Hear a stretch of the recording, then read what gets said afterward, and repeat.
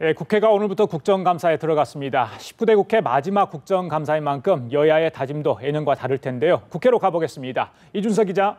네, 국정감사는 오늘부터 22일간 약 3주간 실시됩니다. 조금 전에 오전 10시부터 상임위원회별로 일제히 국감에 들어갔습니다. 추석을 사이에 두고 전후반으로 나뉘어 진행되기 때문에 실제로는 7월 초까지 약 한 달간 진행되게 됩니다. 첫날인 오늘은 전체 15개 상임위 가운데 12개 상임위원회가 감사에 나섰습니다.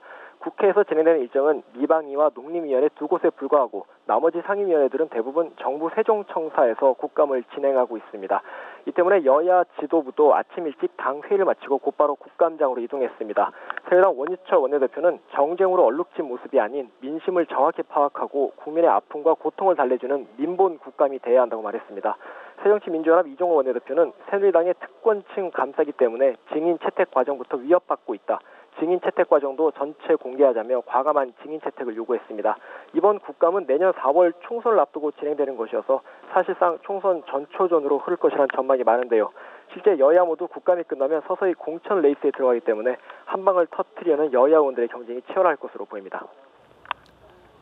예, 이 기자, 오늘 주목할 만한 상임위원회나 쟁점이 될 만한 이슈 어떤 것들이 있을까요?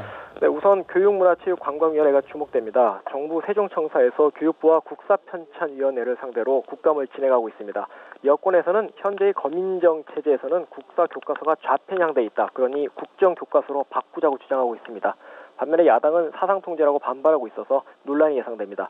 국회에서 열리는 미래창조과학방송통신위원회 국감에선 새누리당이 포털 뉴스의 정치적 공정성 문제를 제기할 것으로 보입니다. 야당은 총선을 앞두고 포털을 길들이려는 꼼수라고 맞서고 있습니다. 역사 교과서나 포털 문제가 여당 측이 부각하는 사안이라면 야권에서는 재벌개혁과 특수활동비 문제 등을 이슈화할 것으로 보입니다.